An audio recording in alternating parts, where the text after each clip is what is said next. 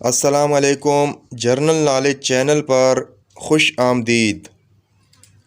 سوال نمبر 1، دنیا میں سب سے زیادہ کھائی جانے والی سبزی کون سی ہے؟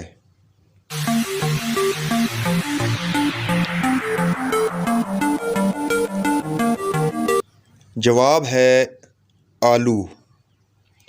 سوال نمبر 2، دنیا میں سب سے زیادہ کھایا جانے والا پھل کون سا ہے؟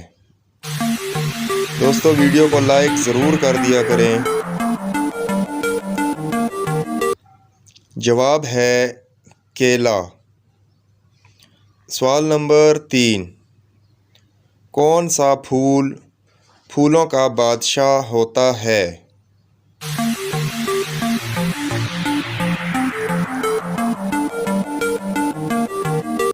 جواب ہے گلاب کا پھول۔